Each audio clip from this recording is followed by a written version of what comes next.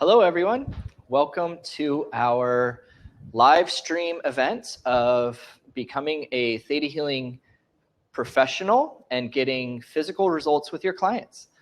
Thank you all for joining me today here at Theta Healing NYC. My name is Eric Brumett. I am one of the co-founders here at Theta Healing NYC. We are a Theta Healing school here in the heart of Manhattan. We have been here for almost 5 years now, and I have been a Theta Healing practitioner and instructor for almost 17 years now. This summer will be 17 years as a Theta Healing instructor. So it's so wonderful to have you join us today. This is just such an important topic for really bringing this technique to the world of really helping people and getting them through their limitations and blocks with their ailments, with their health issues. So the first place I'd like to start is just with a Theta Healing meditation. So if you want to join along, please just close your eyes, get comfortable in your seat, and take a moment and focus your thoughts on your breath. I'm going to be guiding this and joining along with you. So I'll be having my eyes closed as well. Theta Healing is a meditational-based technique. So I want for you to close your eyes and bring the thoughts of your mind focused on your breath. Taking a few circulating breaths, just getting your energy moving and getting you centered in the sensations of your body.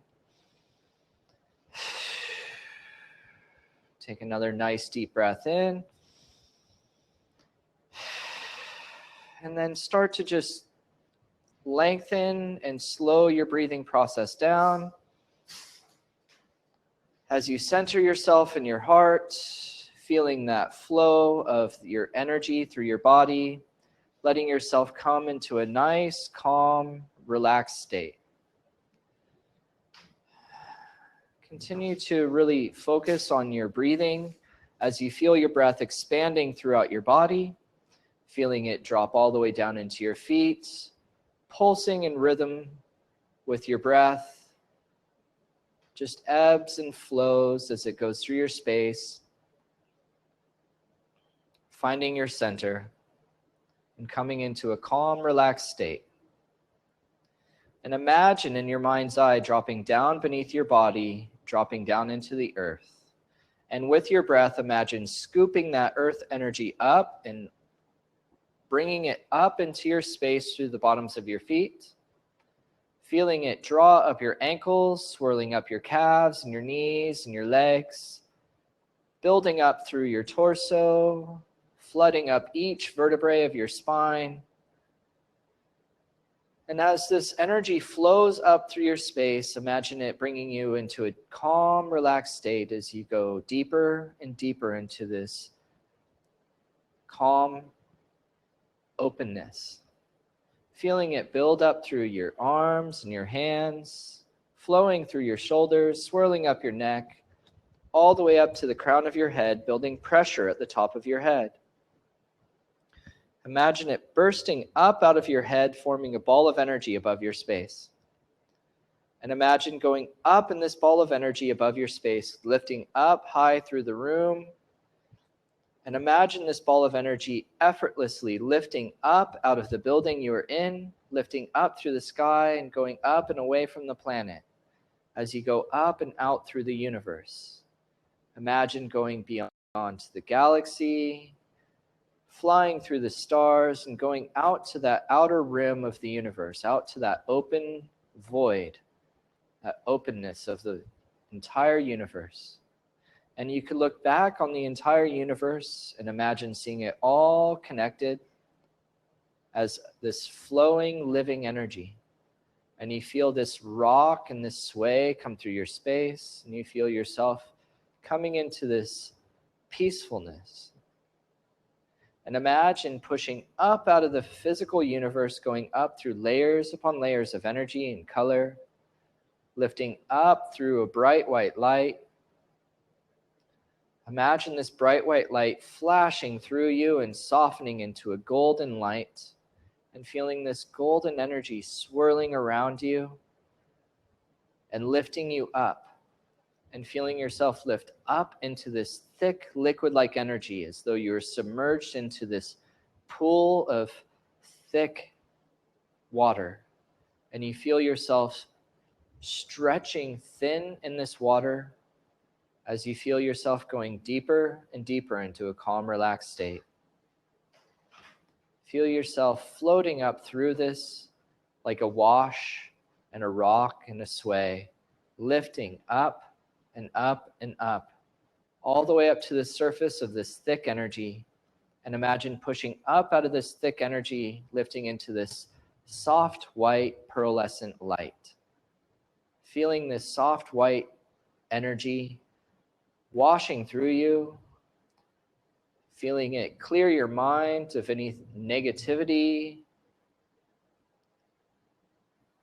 clearing your energy of anything that is heavy or stagnant, and feeling yourself become light and buoyant. And you feel this sparkly, pearlescent energy washing through your space, like this tingling sensation. And you feel yourself becoming lighter and softer, as though you were becoming this sparkly, pearlescent energy. And imagine this energy flowing up through your feet, tingling up through your legs, feeling it build up your spine, all the way up to your crown, and then open your eyes. Awesome. Well, that feels good.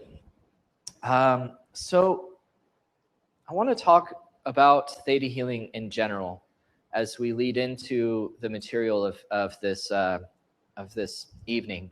So theta healing really has three major prongs to it. It has these three major components.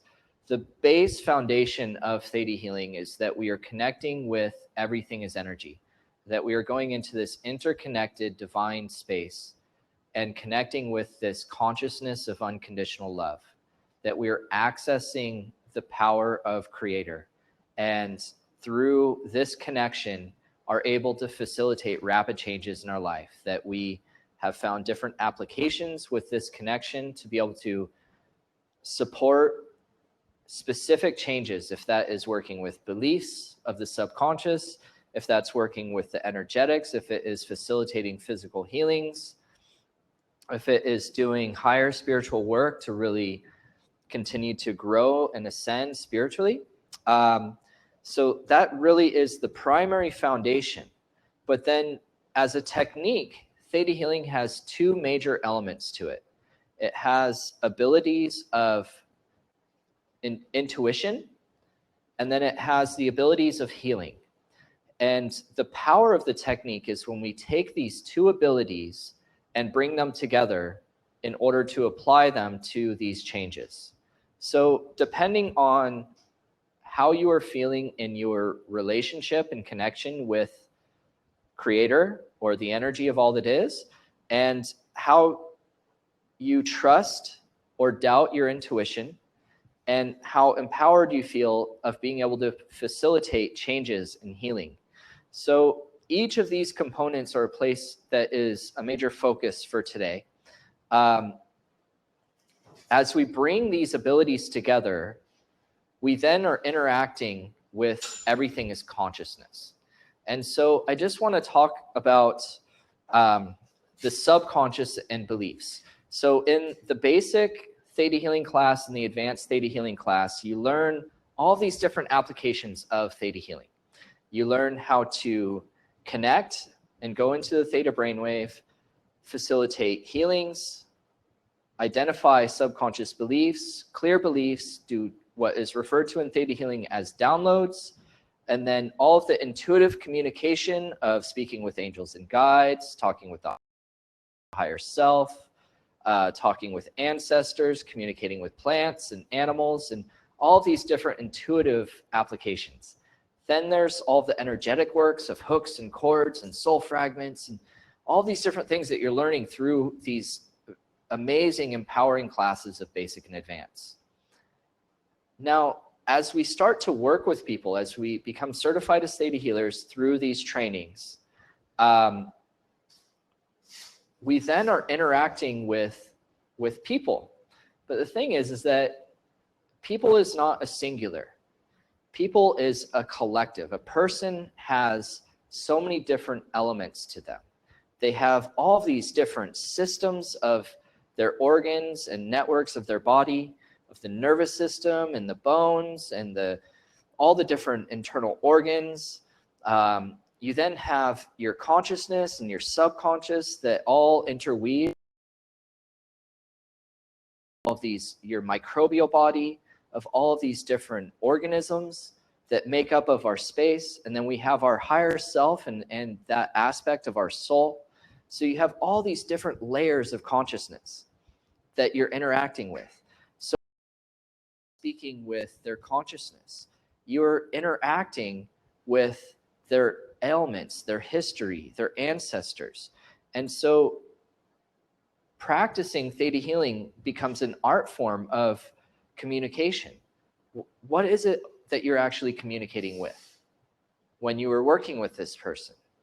So in theta healing, one of the things that the founder of theta healing, Vienna Steibel, discovered was that there are specific patterns to each health condition, each tissue of the body. And so in intuitive anatomy, you go through this process where you go system by system of clearing limiting subconscious beliefs of the tissues of the body. This really is a spiritual retreat. It is very empowering. You clear all of these limiting beliefs that really help get your energy moving. And a lot of people receive a lot of physical healings from this class of intuitive anatomy. If you haven't had the opportunity of taking it, it really is the next step after you've taken these fundamental classes. But the thing is that the illness has its own personality to it. It has its own consciousness that lives within us. And what attracts the illness to manifest in our body, what draws this consciousness into us, it's just like manifesting a relationship. So in the soulmates class, we talk about this of what is compatible and that we're drawing relationships into our life. But throughout our life, we're not just manifesting other people, we're also manifesting microbes.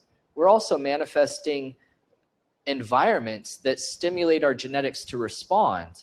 So then we're all of a sudden interacting with the activity of our ancestors and our whole ancestral line. So there's all these different layers to it, and it can become this complex blend of consciousness. So when you're sitting down with a client, it's important to realize that you're communicating with all that this person is. You're not communicating with one thing. And in order to facilitate healing for a certain ailment, a certain disease or disorder for a person, you have to speak to the illness. So the art of doing belief work and digging is you're starting with wherever they're at consciously. They are sitting down, they're expressing themselves, they're talking with you, and then you've learned all these different styles of digging for the bottom belief. You've learned the fear work, the resentment work, working on regrets and rejections. You've learned how to do the manifesting style of belief work. You've learned how to look at their history of when things started, looking how it serves them. So all these different, in the Dig Deeper class, we cover over 8 different styles of digging for beliefs. Okay, it's not just about one belief, clearing it, and something's gone. It's a process of digging, of active listening, of intuiting and asking creator, of using these tools of muscle testing and sensations of the body and all these different processes for identifying these beliefs. But the beliefs are not just held on the person. They're also held by the consciousness of the illness, of the disease itself. So the art of digging and adapting to your client in this process is about identifying and finding the consciousness of the illness and drawing it forward into the consciousness of the person, because the consciousness of the illness is wanting to hide. It's wanting to protect itself. And their subconscious is wanting to protect itself for its identity and for its protection. It's one of the designs of the subconscious, is to protect itself and to carry identity and to manifest and create. So if a person and their patterns and their emotions and their beliefs that happen throughout the course of the experiences of their life or their ancestors or through the manifestations of their environment and their emotions becomes compatible with the consciousness of an illness, and they come together in a relationship to serve each other. It's not just the person suffering. It's not just the illness attacking. They're in relationship. They're actually helping each other on some level, but in a very limited way that becomes a sickness. So what we're doing as healers is actually seeking out this consciousness and drawing it forward, just like clearing a wayward spirit out of a person or a possession.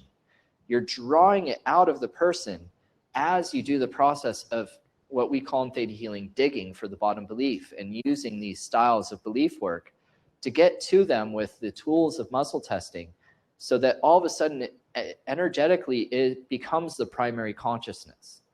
So like, for example, I remember having this one client where her doctor invited me in to work on her in the hospital, and she was 22 years old, and she was dying from a certain type of cancer called the glioma, which is a tumor that forms with the glial cells.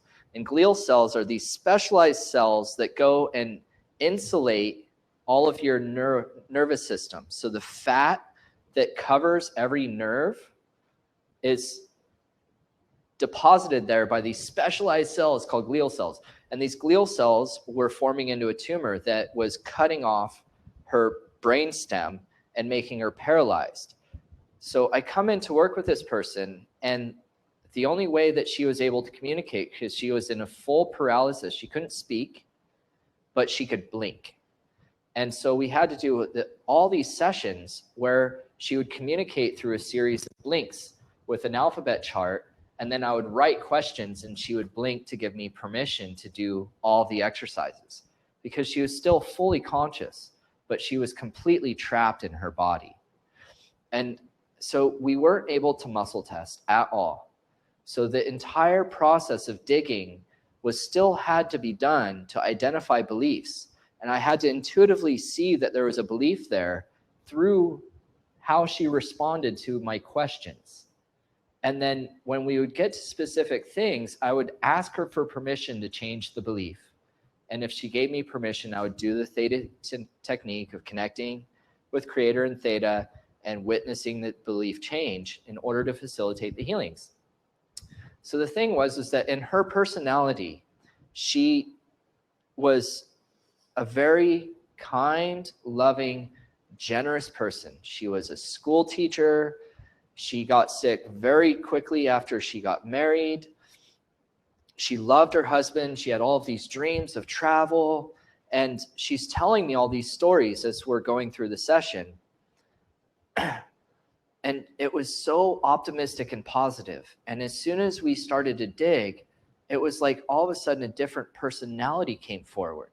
A different consciousness came up. And she would start to get angry.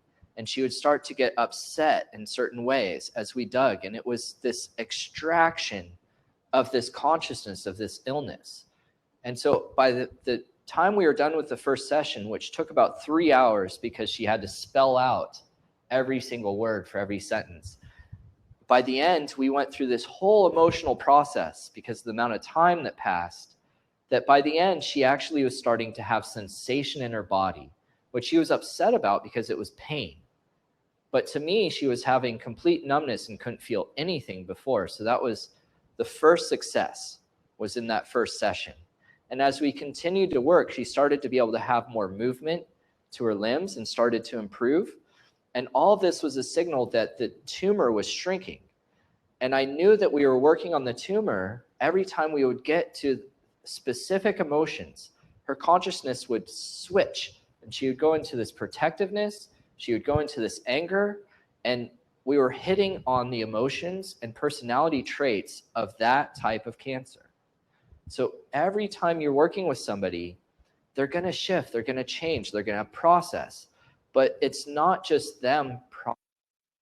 It is you going on this hunt through the energy of their body to identify these consciousnesses, to find it and discover it and bring it out through these tools of theta healing.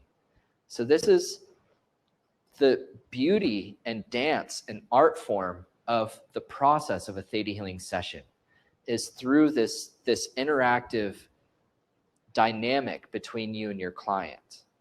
So as you're working with somebody, the first place to recognize is that you're not just speaking with them. You're not just speaking with their consciousness, their spirit, or their subconscious. You're speaking to all that they are. You're speaking with their ancestors. You're speaking with all of their angels, all of their history, the patterns of their life, their emotions. And as you dig, you start to get into the consciousness, not just of the tissues of their body, but the infections and the traumas and the scar tissue. You're actually tapping into the energy of the consciousness of these ailments and drawing it forward in that process. So would you all like to recognize the layered consciousness of your clients? If you'd like this download, say yes. Would you like to know how to recognize this without drawing negative energy into your life or creating health issues for yourself as practitioners?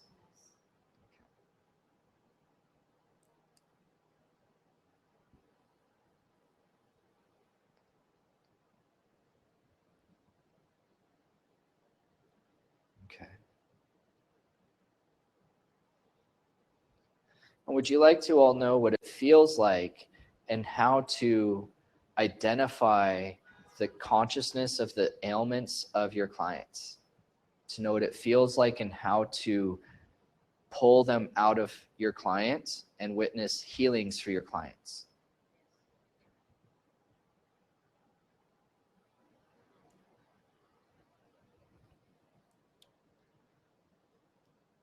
So this process is done not just with belief work, but also with the intuitive healing and the intuitive reading.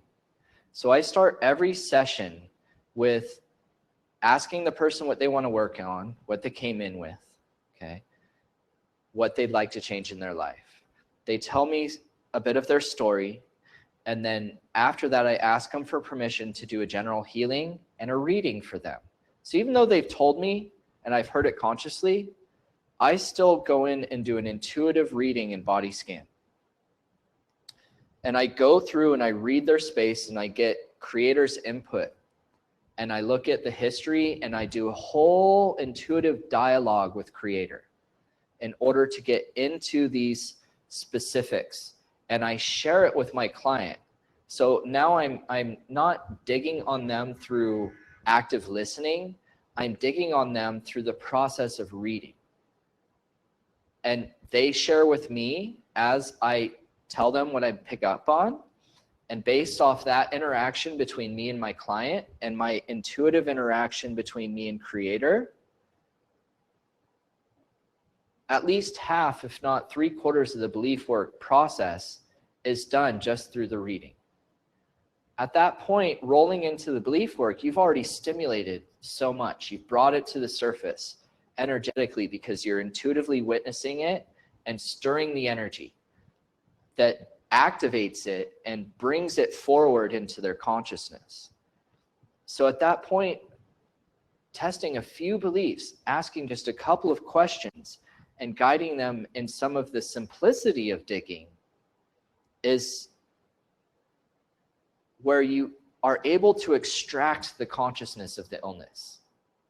When that consciousness has been pulled out of the person and the person is no longer in this compatible consciousness with this illness, all of a sudden this huge window of opportunity opens up for an instantaneous physical healing not some drawn out energetic process over the course of 10, 20, 30, 40, 50 sessions.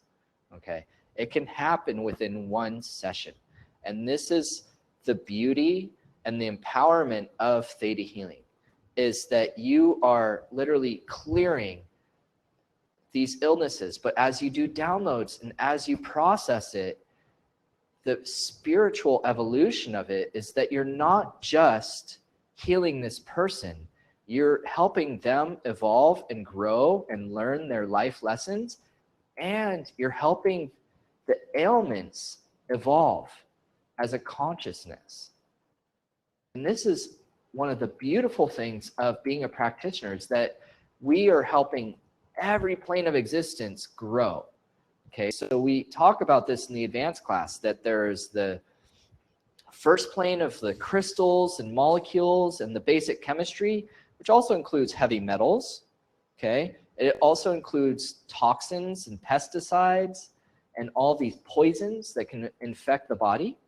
Then you have the beauty of the plant kingdom, of how amazing these ecosystems are and the consciousness of plants. But then you also have fungus and bacteria and some parasites, you know. And then the third plane is proteins. It's all the animals, okay, which includes humans. But on this, you have the consciousness of viruses as well, because viruses are proteins. They're so simple in their form. So they are so compatible, viruses, with the human body as a consciousness. So isn't it amazing that you can actually evolve the consciousness of like HIV? What if all of a sudden it realized that it doesn't have to kill people? That's kind of a cool idea, right? So when you're working with people, it's not about, I'm going to kill this and attack this and this is wrong, this is bad. You are looking at how it is detrimental to your clients and how it does create these experiences of suffering and hardship, and you're helping empower your client through this process of healing. But you're also replacing these limiting beliefs with positive beliefs on all 4 levels of them, and pulling it on their microbes. Okay. Isn't that cool? You're literally installing programs psychically into microbes. You are transforming the energy in the psychic field of toxins. You know, so you're then working on these beautiful levels. But you have to get to the belief. You have to draw that consciousness out. You do this through these abilities of healing and intuiting. And for you to be able to heal through intuitive witnessing, because in Theta, Creator's the healer, okay?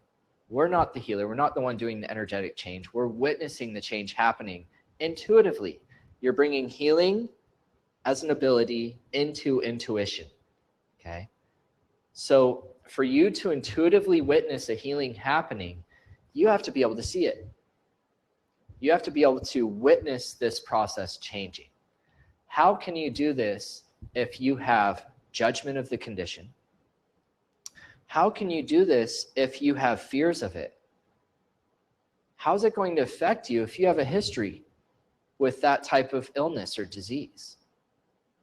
So for me, when I started my practice, I was really driven to self-healing. That's what brought me into theta healing. So it brought most people into this path, is their own need, okay?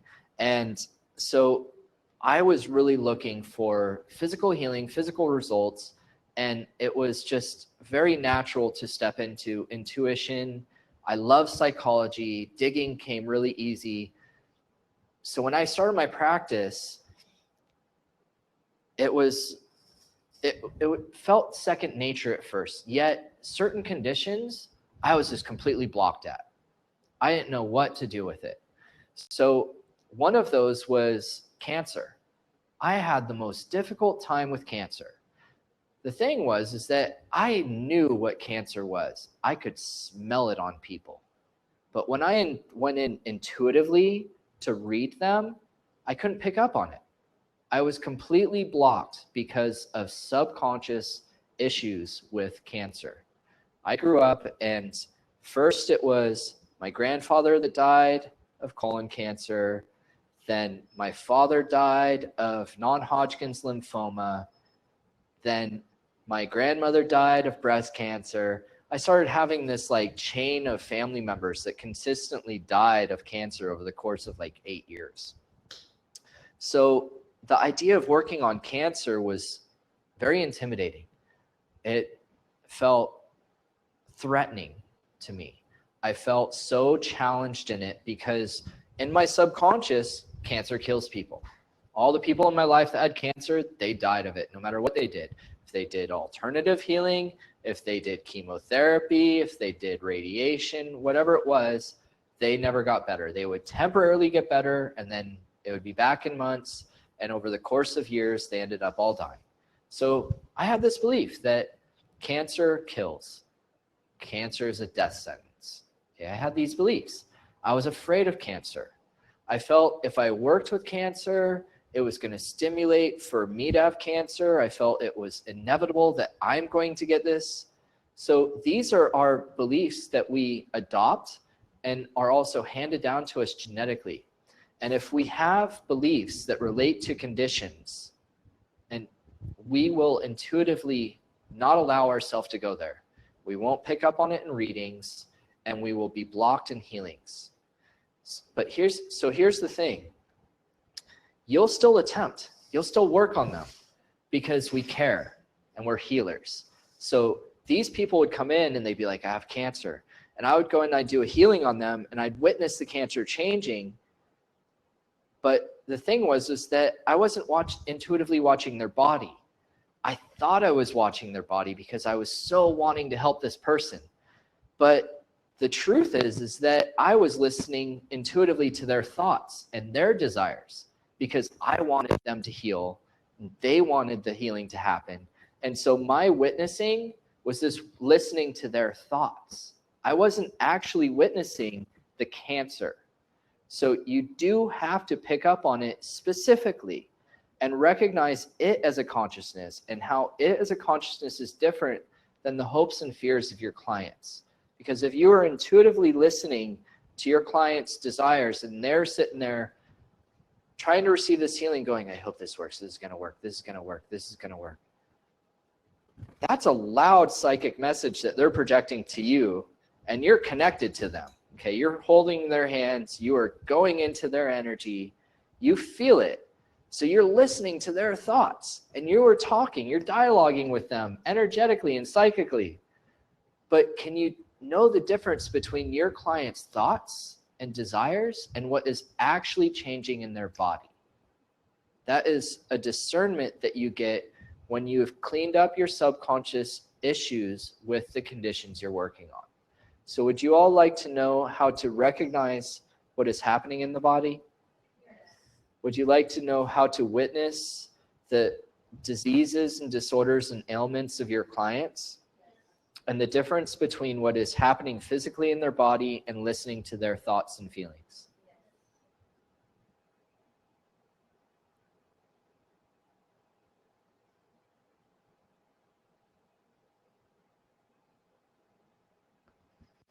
Would you like to know what it feels like and how to discover the consciousness of these illnesses in your clients?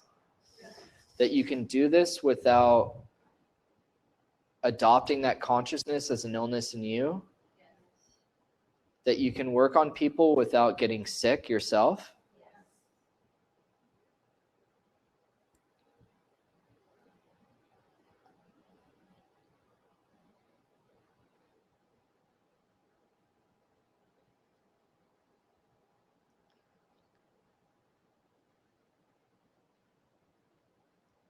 So this process with your clients is an art form. It is an art form that you get to create the structure of for you, and it's unique for each practitioner. The way you practice, the way you work with people, what tools you rely on more than others, okay? Are you talking more with their higher self? Are you talking more with their angels? Are you using active listening and focusing on certain styles of belief work? Are you doing energetic work? The array of applications of Theta is extremely diverse. There's so much that you can do that facilitates change. So you get to find your style, okay? And that style is going to be beautiful, whatever it is. For you to get the results, it falls on you clearing your issues, not you clearing your client's issues. Okay. For you to mature as a practitioner, you have to clear at least 80% of your own stuff. Okay. 80% of what blocks healing from happening for your clients is your issues as practitioners, is your fears, your judgments, and your self-doubt as a practitioner. If your client believes a healer is supposed to heal them, regardless of what beliefs they're holding on to, they will have this spiritual transference onto you. And as long as you believe the healing can happen and do not have an issue with their condition, the healing will happen. If you don't clear the consciousness, the illness will re-manifest. Okay, but belief work is just a support to the healing. It is not the physical healing. Okay, the physical healing comes from connecting with Creator and commanding that this is no longer there, that this healing happens, that this change happens right now. There's 100 different ways of wording it. The languaging to the command doesn't have to be all that specific. It is intention-based. Okay, Theta healing commands are intention-based. As you mature as a practitioner, you stop using words in your commands. Okay, I don't remember the last time I slowed my commands down to languaging out the detailed command. Okay. The detail is in the witnessing. And so if you all of a sudden are interacting with your own thoughts while you're trying to witness, it means you have more belief work to do. Okay. Because if I'm going, is this right? Is this what bacteria looks like? Is this the right feeling? I don't know. If you have doubt, if you are having a conversation, if you're going, Creator, get this over with because I really want to go home today, then you have issues to work on in your life, or you have blocks to working on that condition that you need to follow up working on yourself about. And this is what disease and disorder class is about. So in disease and disorder class, which is a 2-week-long class, it's 10 days with a weekend in between, you go through this process of clearing all of your subconscious limiting beliefs that relate to all the conditions within disease and disorder book. Okay, you go through it, not studying the conditions, you're purging your beliefs of your issues relating to the conditions so that you can witness healings. But then it's important to start recognizing the consciousness. So what I have done in my disease and disorder class is I bring in my clients that have illnesses, that have health conditions, and I allow for them to share their story with the class, and they let the class do a reading on them so that you can intuitively pick up on the consciousness. You listen to their story and hear the beliefs, and then I do a session in front of class so that you can see how to dig to the specific beliefs. Because you can actually over dig. You can go off subject. You can dig to amazing places and facilitate major changes for your client's life. But if you want to get the condition cleared out for your client, you have to clear the right belief. You have to be staying on the right emotion that creates the compatibility with that ailment. Okay. So this is where in the disease and disorder class, I bring in this extra component where you get to see results happening in class with my clients. Okay, you get to see the process of the sessions. And so if you're not in New York City, it is an amazing class to take. Intuitive anatomy is a prerequisite to it. And it is a very important prerequisite because in intuitive anatomy, you're clearing the beliefs relating to the systems. In disease and disorder, you're clearing the beliefs relating to conditions. Okay, so they go hand in hand, but you really need to empower yourself first and strengthen the energy of your tissues before working on all of these different microbes and toxins and environments of illness. Okay. Do we have any questions? Huh? Let's take a couple questions and then we'll do a little demo of how to work on some of these issues as practitioners. So we have a question from Odessa. Yeah. Her question is, I currently have a client who is in active dying from colon cancer. I've been working with her for almost a year and am at a loss now for how I can help anymore. I don't think I have any fear of not being able to witness cancer being healed, but I witness her negative thought patterns get the better of her and I'm not able to help her shift this. Is the negative thought patterns that of her cancer or her own? How would I extract that consciousness of the cancer? So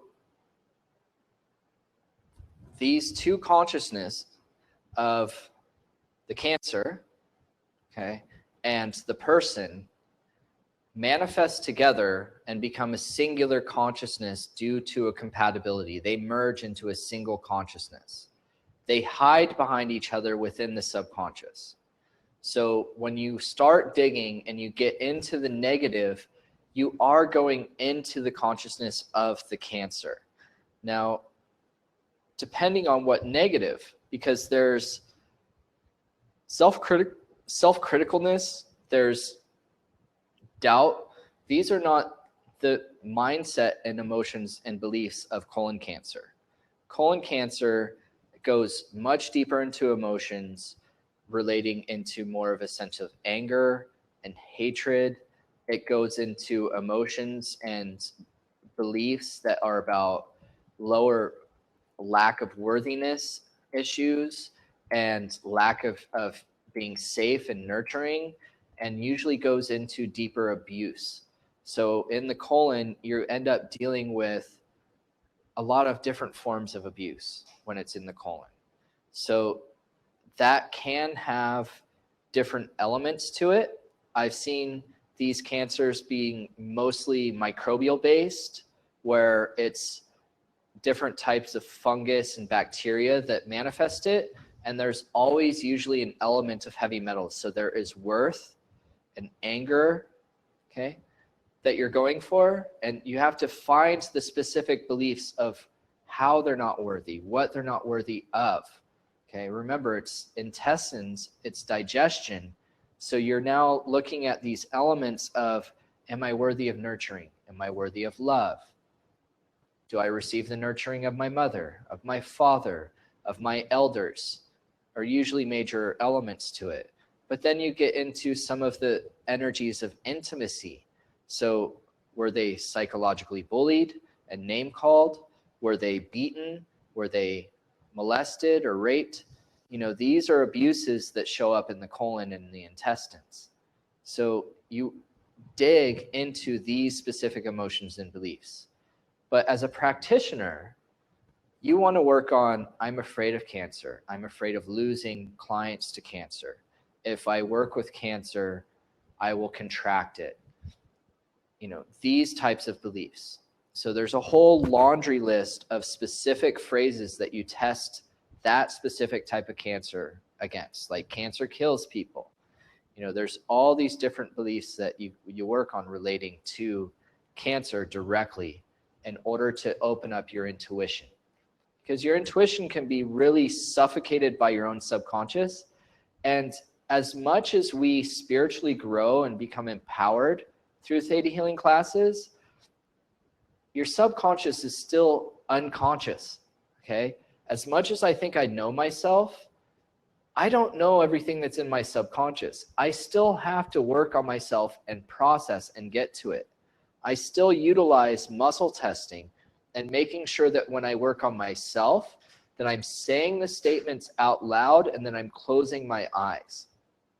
I may do the digging of asking myself questions more intuitively with Creator, where it's more based on a dialogue between me and Creator intuitively, and I hear Creator say, maybe look at this memory and how does that feel, and actually have a dialogue intuitively with the energy of all that is as the form of digging. But as I hit on things, I still say the statement out loud. I still do the muscle test. Okay, that can be loop and loop. That can be more of a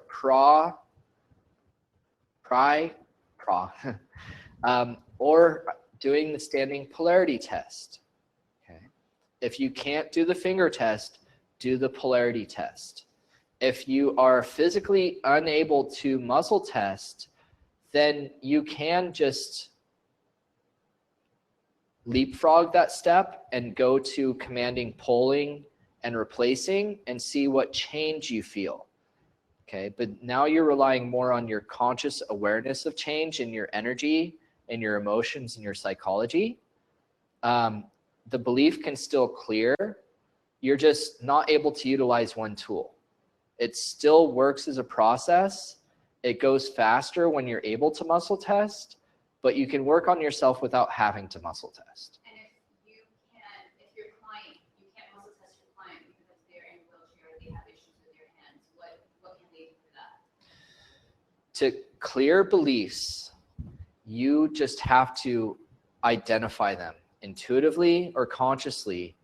You tell your client, not you have this belief. Okay, when I'm working on somebody and I'm not able to muscle test them and I'm picking up on something, I ask them, can I change this for you?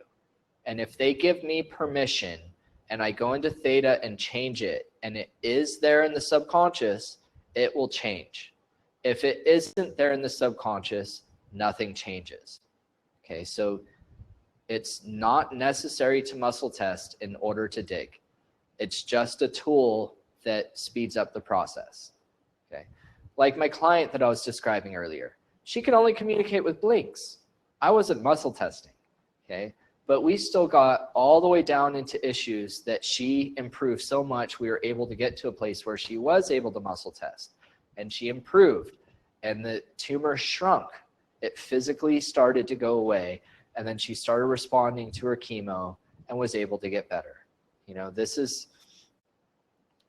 the magic of Theta healing, okay?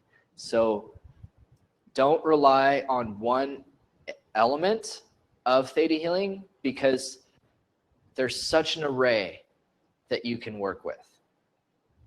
Do you guys have any questions? We're not moving. Do you have a question? Anything? No? So we'll do one more? Yep. Hello, Eric. Happy to join. I actually had a session a week ago with someone whose dad died from Parkinson's a couple of years ago, but the person has already started to feel hypochondriac for a decade or so. So the person is mostly scared of incurable diseases, and how can she, and neurodegenerative diseases, how can she work on those fears in him? Well, I believe that there is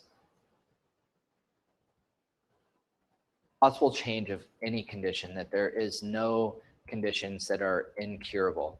So that's my philosophical belief.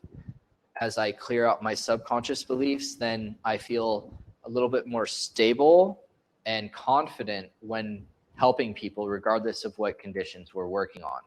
When I work on somebody's fears, I'm using the belief work process of fear. It's the fear work. So I take them through that journey. Okay, that's a whole digging process of fear work that you learn in either basic or advanced class. I usually get to it within basic class. We usually repeat it in advanced class for those that didn't get it. And it is a very powerful form of belief work that very rapidly clears out these fears and is a way of dealing with anxiety, hypochondria, all phobias. You know, I've seen people that haven't left the house in 10 years, haven't even gone downstairs from their upper level of their house out of fears and phobias after just one session, literally going outside and going on drives. So the fear work is very, very rapid. You take them through the process of the worst case scenario of the fear until you intuitively hear or physically hear them say statements that you then muscle test as beliefs. And as you identify the beliefs that are hidden, buried under the fear, you ask for permission, you clear the beliefs that are within the fear, and then you go back to the original scenario.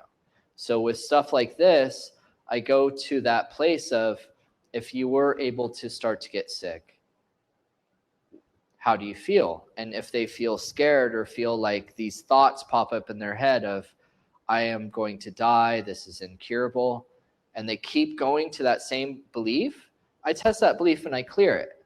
If it doesn't clear, then you have to dig on why they believe these ailments are incurable. And then you get into their history, and you'll end up talking about her father and losing her father and doing some grief and some process work in order to really help her become empowered to be able to get past this block. So that's working on the psychology of the person. It's not working completely on a disease or a disorder. You're working on an anticipation that creates imbalance that can manifest into conditions. Okay, so when you're dealing with hormonal imbalances, when you're dealing with genetic disorders, you are having to dig into the person's history in order to empower them and balance their energy. Okay. And so then there's another question. But what I feel like the demo is going to answer this question. Okay. So she's saying that she feels confident at belief work, but she shies away from helping people with physical problems. And she thinks that it's somehow rooted in her own fear that she's really not able to help. And what is the specific belief work that you would recommend to assist with this? And so I think that's a good topic to demo on. Okay. Great. Shall we do a demo? Any volunteers? Yeah? Come on up front. So, and you're cool with me, okay? Yeah. Okay. So we'll just position you guys right there. Okay. Hi. Hey. How are you? Good. How about you? Good. Thank you for volunteering. Yeah. So you've been practicing Theta healing for some time. Mm-hmm. In bringing it into your profession and practicing on people professionally, how do you feel? So very similar to the last question you just got. I feel very comfortable in the digging work, and I feel very comfortable with work related to anxiety or mental health issues. When it comes to actual physical healing, it makes me very unclear of my ability. Okay. So you feel confident in working with the psychology and emotions with people and energetic. Can I do a reading? Yeah. Okay. So I'm just going into Theta and asking Creator to show me the pattern around this.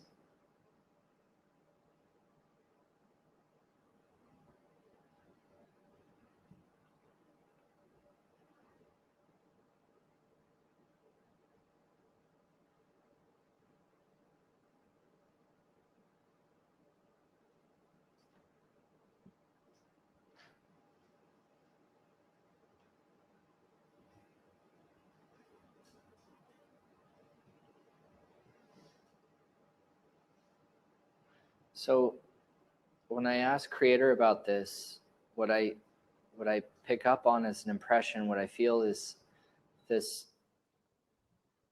sense of overwhelm of that idea of working on and attempting physical healing, that it's such a real thing is the word that I'm feeling, and that that watching people in the past work on healing and struggle with it, that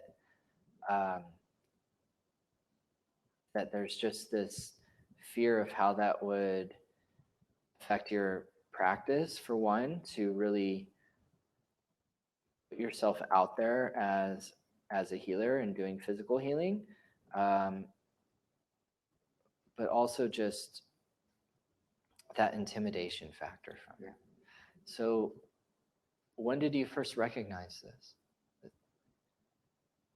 Well, I'm finishing up intuitive anatomy now, and I don't know if there's a beginning or an end point to when I first started to recognize it. I haven't had people come into me for physical healings because that's not how I position myself. Yeah. So can we muscle test? Yeah. Give me a yes? Yeah.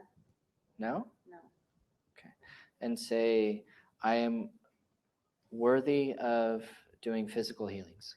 I'm worthy of doing physical healing. No. Say, I am good enough to perform physical healings. I'm good enough to perform physical healing. No. Say, I'm allowed to witness physical healings. I'm allowed to witness physical healings. No. Yeah. So out of those, what do you feel when I test those for you? The one that like made me gasp, I think, was the witnessing. The witnessing. The physical healing. So what's most intimidating about that? Witnessing physical healing. I'm intimidated by the systems of the body. I feel like I have to go to medical school before I really understand what's actually like. Is it visually seeing them? Am I seeing them, or am I seeing the person's thoughts of wanting it to heal? Do you know what I mean? Okay. So say, I doubt my intuition. I doubt my intuition. No. So I doubt what I see in the body. I doubt what I see in the body. Yes. So it's not the intuition, it's what you read. When did you first run into that? When you would apply learning or practicing with the physical body? I think even ever since starting Theta Healing, I depend much more on my intuition and what I'm sensing than actual seeing. Okay. So it's been very challenging for me to visually see. I imagine like things, but to actually see. I imagine a healing, but I don't know that I'm seeing the healing. Say, I have to intuitively see in order to do physical healings. I have to intuitively see in order to do physical healing. Yes. Taught you that? Well, I don't know. If it was anything, what would it be? I've just been trained so much to rely on my intuition that I have to intuitively see. I don't know. What's the difference between your intuition of what you feel and what you intuitively see in your mind's eye, your imagination? One feels made up, like the visual. Say my imagination is real. My imagination is real. No. Why is that? Because I have a pretty vivid imagination and things don't always manifest from it. So. And who told you that your imagination isn't real? Probably just childhood, growing up, you know. When did you first feel that way?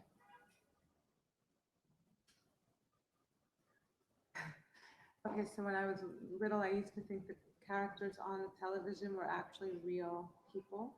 Mm. And I was devastated to learn that they were not real people. They were just actors and made up stories. Like I thought they were really happening. It was like I was friends with them. I was really engaged with them. And then it was all sort of just How did you learn that? my father. How did he tell you? Just, he didn't realize that he was like doing that, but he's just like, they're just actors. And I'm like, what are actors? I was really little. I was like 5. Yeah. And how'd that change things for you, that devastation?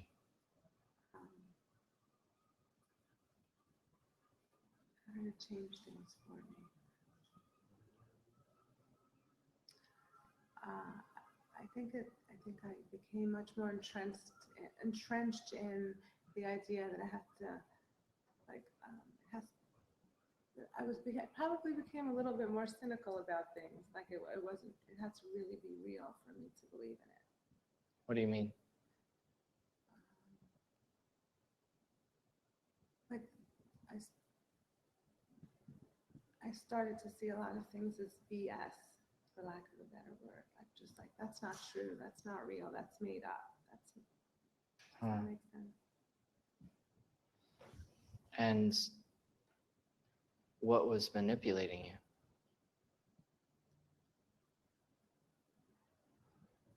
Where did that BS come from? No, my way of thinking was stupid, and the real way to be in the world was very practical and pragmatic. See, my way of thinking is stupid. My way of thinking is stupid. Yeah. No. Oh, no. Say, I have to be practical to be in the world. I have to be practical to be in the world. Yeah. Say, if I allow myself to be creative, I'll lose touch with reality. If I allow myself to be creative, I'll lose touch with reality. Yes. Yeah, that felt really strong. Would you like to change that? Yeah. Okay. Anyone else? Okay.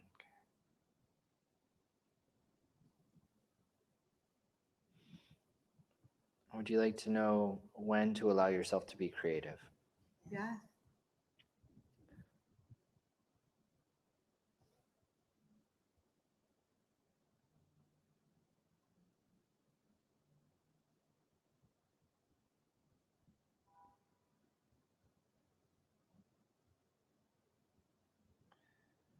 So intuitively, I feel that there's something more to that practical side when it relates to the body. Yeah. What is it about anatomy that's so intimidating? Well, the other thing that came up while you were speaking is just... Can we recheck that first? Yeah. Sorry. Say, what was it again? That I have to be... If I allow myself to be creative, I lose touch with reality. Yeah. If I allow myself to be creative, I lose touch with reality. Still there. Yeah. It's something that came up for me around that was about feeling grounded. That it was important for me to feel like being grounded was safer. The reality is grounding. Why?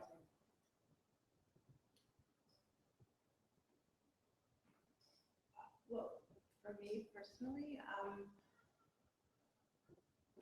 don't have the best balance, so I always feel more comfortable when I'm grounded than when I'm like up in the air or balance. So, plus I'm triple earth, but that's another whole conversation. Triple earth? Gotcha. So why does that work as a crutch? Because the ground is safe, right? You're safe on the ground. What is it about the air that is unsafe? It's like free falling. There's just nothing to hold on to. Like When did you feel that way, that you're free falling? When did I feel that I've been free falling?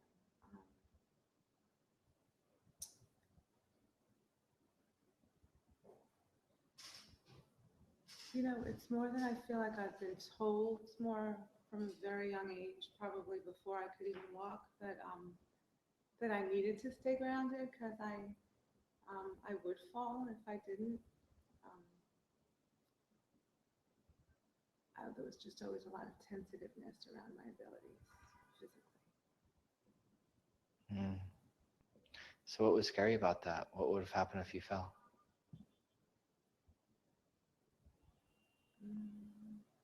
For me, what comes up is shame, mostly that I would be embarrassed or shamed or be laughed at. Why? Because other people can do it. Other people can do seemingly basic things. Who would laugh at you and Other kids. tease you? Or I would be different, like riding a bike or. How'd that affect you socially? I stayed very much in my box and I'm very good at it in my container. Like I'm very good with what I can do and I don't stray. Like I have a lot of friends. I just don't do activities. I think I've always had friends. I don't remember not having friends, but I avoided doing certain things with them that would out me as weird or different. Does that make sense? Mm-hmm. So yeah. So what would have been the worst thing that would have happened if you stepped outside that comfort zone? So I would be rejected. And if you were rejected, what would be the worst thing about that? It's much more fun thinking on other people than it is thinking on myself. What would be the worst part about being rejected? Just the aloneness of it, the humiliation of it, just the alone, just really being alone. It feels pretty terrible. The alienation of that experience, I think, would be really awful. So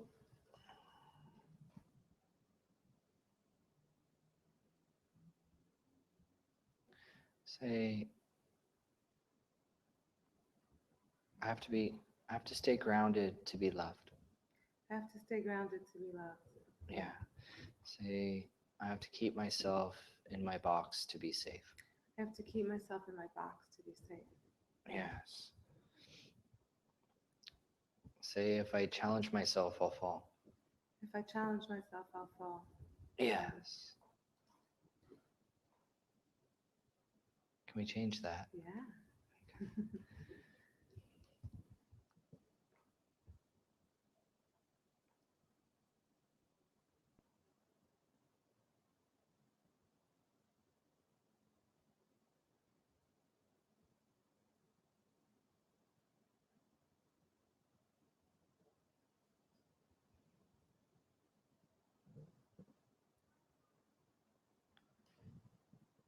There we go. So say if I challenge myself, I'll fall. If I challenge myself, I'll fall. No. Say I have to stay grounded to be safe. I have to stay grounded to be safe. No. Say I have to stay grounded to be loved. I have to stay grounded to be loved. No. Great. Say I'm worthy of love. I'm worthy of love. Yes. Yeah. Say I can grow and be loved. I can grow and be loved. Yes. Say I can challenge myself and be loved. I can challenge myself and be loved. Yeah. Say it's safe to challenge myself. It's safe to challenge myself. Yes. Yeah. And would you like creator's discernment of knowing when to challenge yourself? Yeah. What to challenge yourself with? Yes. So we don't want an overcorrection on this one. But to just Evel Knievel style. Well, if you want to. No limits, right? Dating myself, but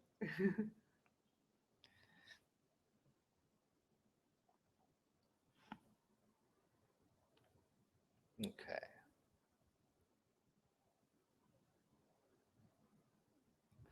And so, say anatomy intimidates me. Anatomy intimidates me. Oh, No. yay, thank you. So I want for you to imagine working with clients and their health conditions. When you imagine it, how does it feel? Feels good. What are you imagining? imagining that someone's heart right now. Feeling their heart. Their heart? Mm-hmm. Okay. Just gratitude. People are happy. Okay. When you imagine it, you said it feels good. What else? It feels a little bit overwhelming too. Like In what way? like the demand is going to be higher than I can supply. What do you mean? Fear comes out from my practice too. That there'll be a line out the door, and then how could I possibly do it all? How could I possibly do it all? So, say if I can perform physical healings, I'll never rest. Yeah, if I can perform physical healings, I'll never rest. Yeah. It feels very strong. Say I'll be enslaved to my ability. I feel that way with all my healings too in general. Like whenever I'm asked to go to the next level, I get really scared and shy away because then what will happen? It'll never rest. Yeah. Why?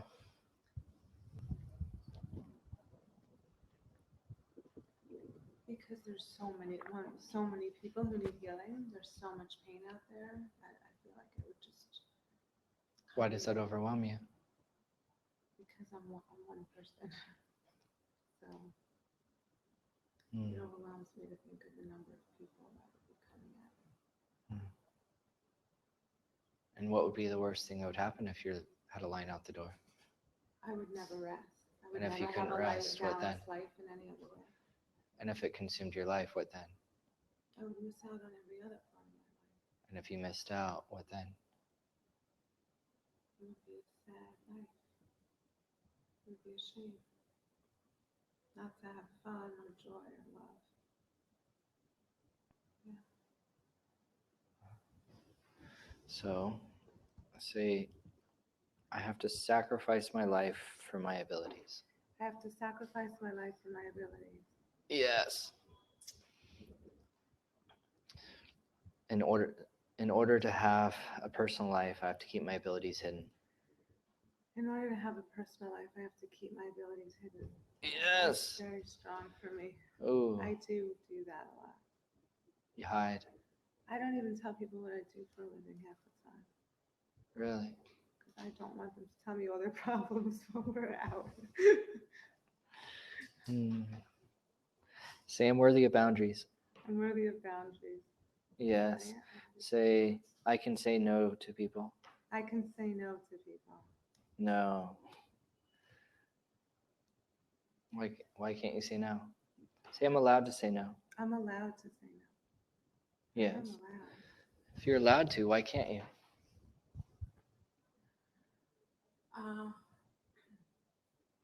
That's how I know.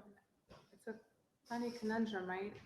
That's how I know my value and my worth with people too. At the same time, like people call me or reach out to me, or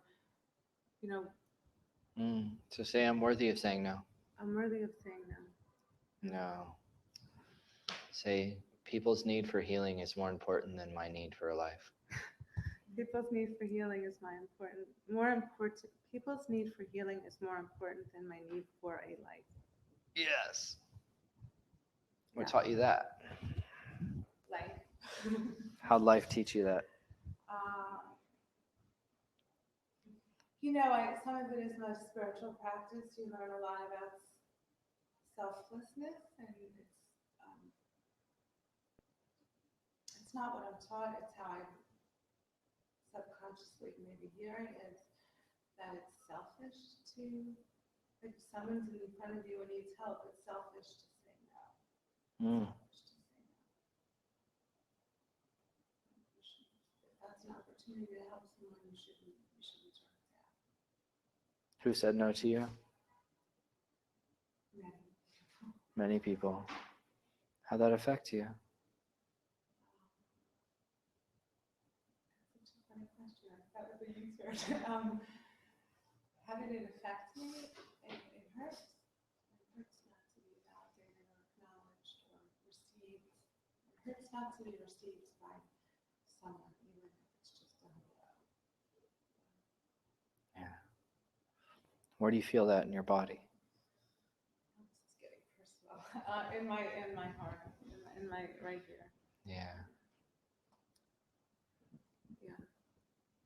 So I try not to ever do that to anybody else. Mm.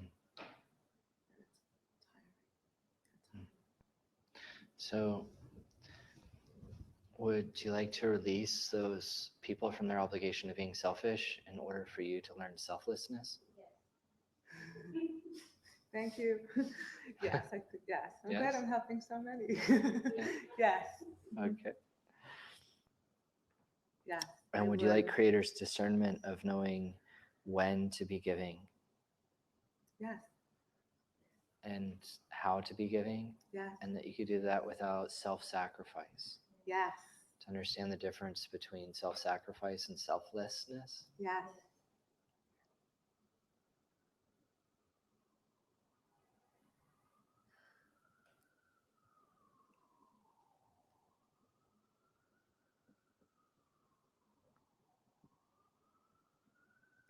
And would you like to forgive those people for being selfish? Yes.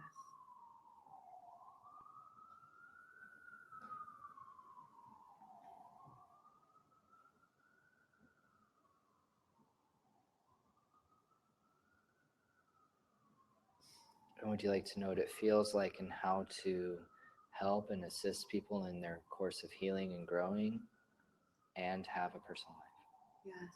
Very much. And that you're worthy of a balance between those. Yes.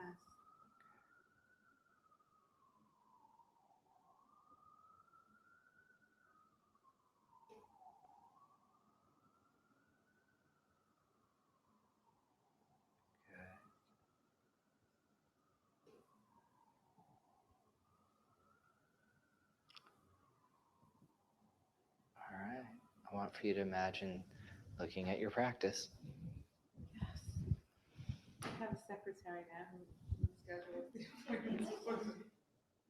Good job. Much better. Yay, you get to stay selfless and have a boundary. Amen. Thank you. Good job. So, can you all see how we started with something and how this subconscious it really does protect us? In the end, it wasn't even about physical healing. It was about this balance. Yeah. So, thank you. Thank you very much. And for those of you that know the different styles of belief work, you saw how we started with just the basics of digging into the history and worked on some empowerment pieces, and then we would roll into fear work, and then we touched on the manifesting style of belief work that all of a sudden went back into this history of this resentment that taught her this really huge life lesson, and then we rebuilt with downloads. So, I mean, we jumped between 5 different styles of belief work there just because I was adapting to her process. So this is where it's a dance. We weren't working on a health condition. We were working on the ability of practicing and getting results. And so this is what the belief work looks like in disease and disorder class, because you do focus on, if I worked on this, oh God, I'll have a line out the door. You know, these types of ideas. Or, oh, if I work with this, I'm going to contract it. I'll never be able to rest. I'll be enslaved to it. You know, so we go through all these different phrases in the class relating to each condition, not just a practice in general. So this was kind of what it looks like. And as you really dance with your clients and get them through these places, you don't just hit on these amazing epiphanies. There's also these opportunities to facilitate a healing.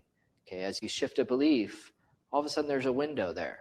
Did that window, just by working on that emotion, open up clearing out and balancing a microbial balance for their gut, of just balancing bacteria, because you're working on nurturing and self-esteem and getting rid of guilt or shame.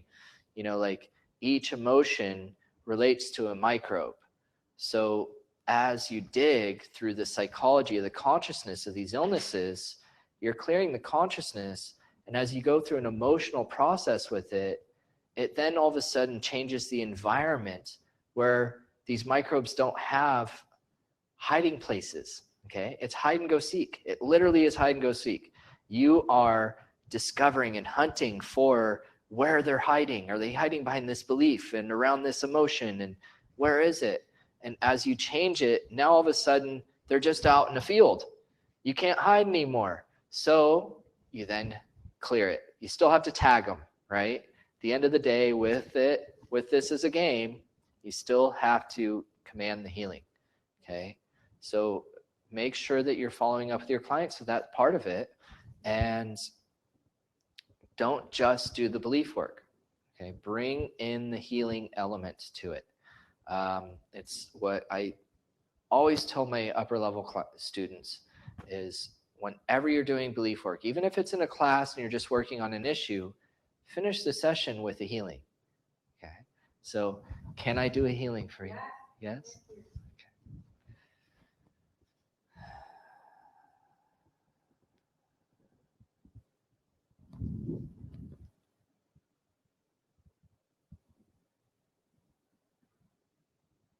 Okay, good.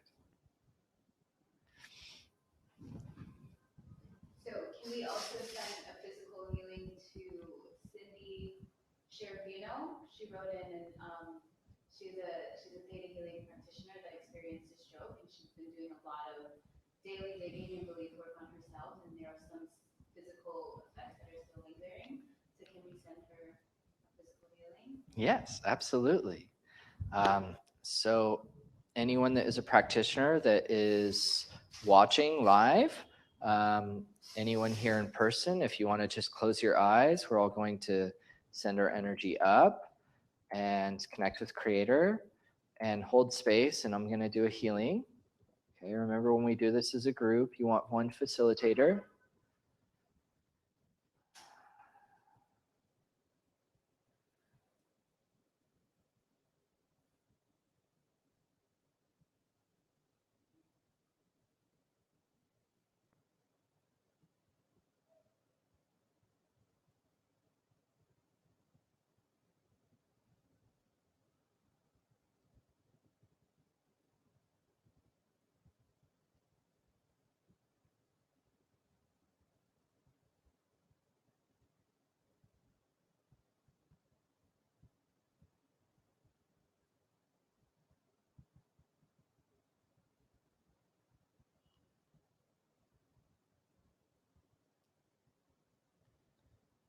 And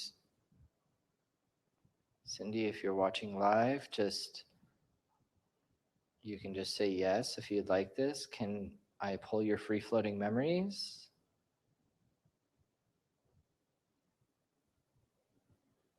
Can I have Creator balance the hemispheres of your brain? Bring unconditional love in for your circulatory system.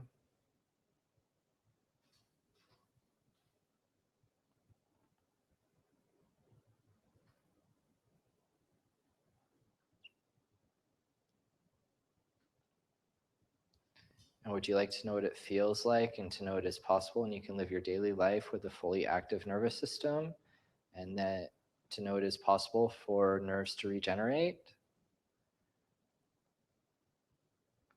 And can I have Creator recreate these cells?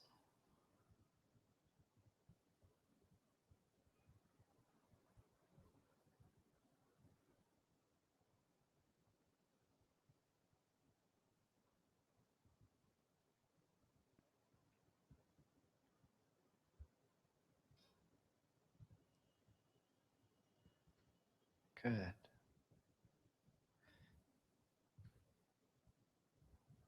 Awesome. Okay. Any others? Any other questions? Awesome. Well, I want to thank everyone for joining us. If you have taken intuitive anatomy and you're looking to continue to practice and grow, really disease and disorder class is that next step. We do have disease and disorder class coming up here in Theta Healing NYC, here in New York. It will be on starting on June 5th. We teach it as a Monday through Friday, so it's going to be from June 5th through the 16th. And if you register with a deposit by next Friday, which is May 26th, we will be giving you $100 off the class. And the first 6 people will also get a Theta Healing NYC Flasca. So if you don't know about these are amazing. You'll only get the Theta Healing NYC ones here, but if you aren't here, check out Flasca. They are these amazing water bottles that bless and purify your water. They correct the molecular structure of the water. It is Dr. Emoto's patent that actually is encrypted onto this very special Pyrex crystal bottles. So they're not even glass, they're hardened Pyrex crystal. So they're really, really cool and fun. And they completely transform your water. It's amazing. So with all the belief work we do, you have to hydrate, right? So, you know, we carry the Flasca bottles here, help support people's hydrations. And thank you all for joining. If you ever have any questions, please email us at info@thetahealingnyc.com. And if you are interested in any of our courses or events, check us out at ThetaHealingNYC.com. And I look forward to seeing you all soon. And let them know if they have a specific topic that they want to see, that we're going to continue to do some live streams, some free live streams for them. So they can just write in, they can just email in a topic that they're requesting. Yes, so if you didn't hear that, what we are doing here is we're really wanting to support the Theta Healing community to really step forward in an empowered way and really apply ourselves as practitioners and bring this work to the world. So anywhere that you would like us to cover a topic to really help support you and nourish you as practitioners with information and downloads and process and technique, please write in any requests you have. And we are going to really be building this platform of live streams and want to continue to build our community of Theta healers. You know, we are here for a reason. So to fulfill this purpose, let's really support each other. So thank you all for coming, and see you all soon.